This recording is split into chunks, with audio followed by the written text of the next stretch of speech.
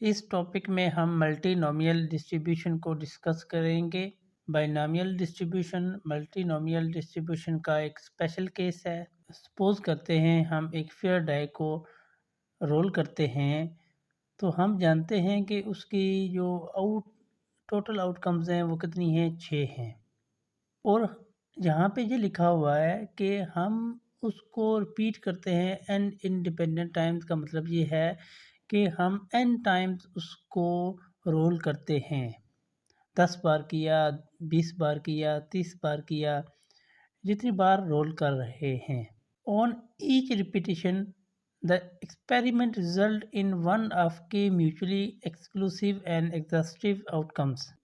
और जब भी हम इस एक्सपेरिमेंट को रिपीट करते हैं, यानी कि उस डाई को रोल करते हैं, तो उस सूरत में जो भी जवाब आता है, आउटकम आती है, वो इन 6 आउटकम में से ही होती है।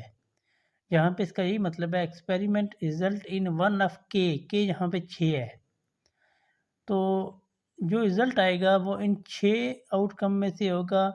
और म्यूचुअली एक्सक्लूसिव का मतलब ये है, अगर एक आया तो उस वक्त 2 नहीं आ सकता, 3 नहीं आ सकता। अगर आउटकम 2 आती है तो इसके साथ 1, 4, 5, 6, 3 ये नहीं आ सकता। तो एक टाइम एक ही आउटकम आएगी। म्यूचुअली एक्सक्लूसिव का ये मतलब है। और एग्जॉस्टिव आउटकम्स का ये मतलब है कि अगर हम इन तमाम आउटकम्स को इकट्ठा करें तो वो इस एक्सपेरिमेंट की सैंपल स्पेस बन जाएगी। जैसे 1 को 1, 2, 3, 4, 5, 6 को इकट्ठा करें तो ये एक सेट बनेगा। कौन सा सेट बनेगा? 1, 2, 3, 4, 5, 6। तो ये सैंपल स्पेस का एक सेट है। Let P be the probability that outcomes is an element of Ci। इसका मतलब ये है कि Pi Ci की प्रोबेबिलिटी है। ये C1, C2, C3 से लेकर Ci तक आउटकम्स हैं, इनको हम C से डिनोट कर रहे हैं। जो भी एक्सपेरिमेंट की आउटकम्स हैं, इनको हम C से डिनोट कर रहे हैं। पहली आउटकम की जो प्रोबेबिलिटी होगी वो P1 होगी, दूसरी आउटकम की प्रोबेबिलिटी P2 होगी, इसी तरीके से तीसरी आउटकम की प्रोबेबिलिटी P3 होगी और Ck की प्रोबेबिलिटी Pk होगी। तो यहाँ पे यही लिखा हुआ है कि Pi is the probability of outcome Ci and Pi remains constant throughout n independent repetitions। तो जो प्रोबेबिलिटी है वो कांस्टेंट रहेगी, हम जितनी बार भी एक्सपेरिमेंट को परफॉर्म करें।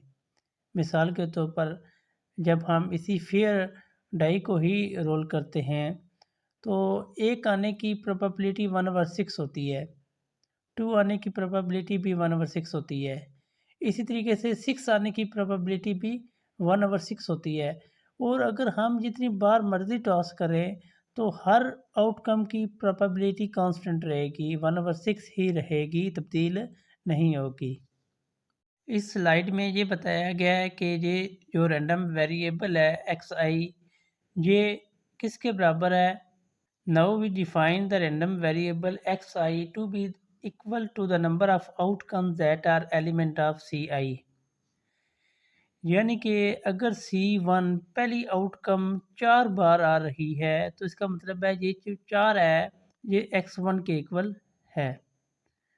और इसी तरीके से अगर हम दूसरी आउटकम की बात करें, अगर ये 5 बार आ रही है तो ये जो 5 है ये x2 के बराबर है, क्योंकि यहाँ पे जो x है वो डिनोट कर रहा है कि आउटकम कितनी बार आई है।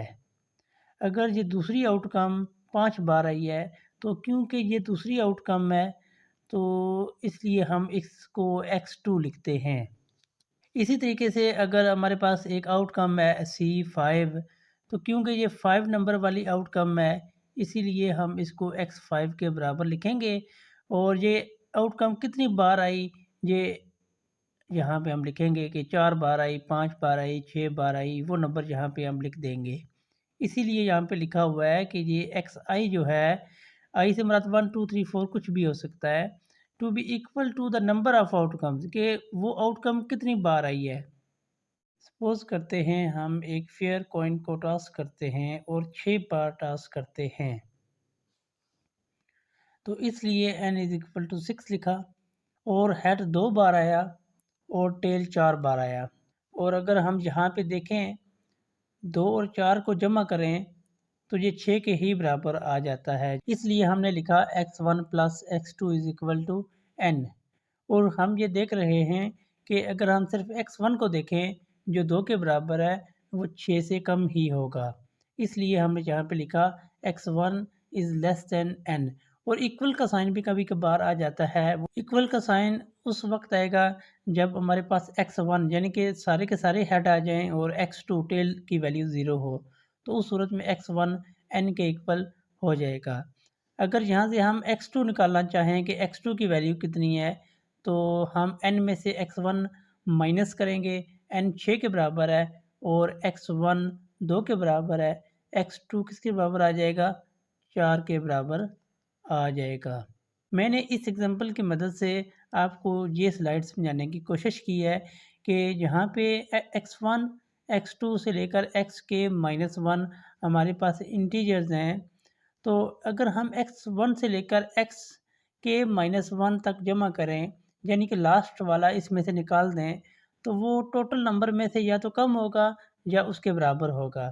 ये मैंने आपको यहाँ पे ये समझाया कि बराबर किस केस में होगा।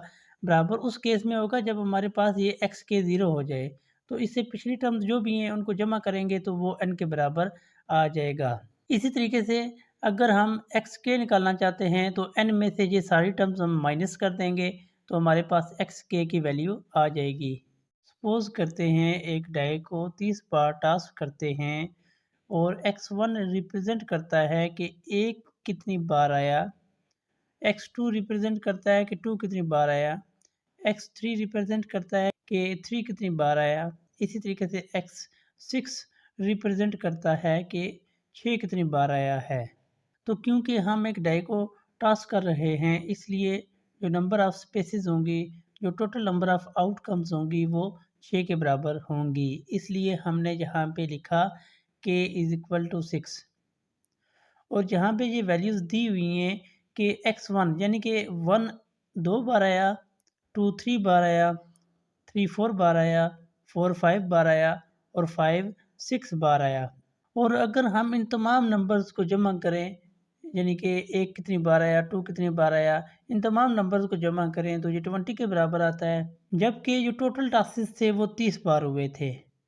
और अगर हम ये देखें कि 6 कितनी बार आया, वो हम हिसाब लगा सकते हैं कि वो 10 बार आया, क्योंकि 1 2 3 4 5 वाले जो नंबर रहे वो टोटल 20 बार आए और हमने टास्क 30 बार किया, तो इसका मतलब यही है कि जो नंबर 6 है वो 10 बार आया।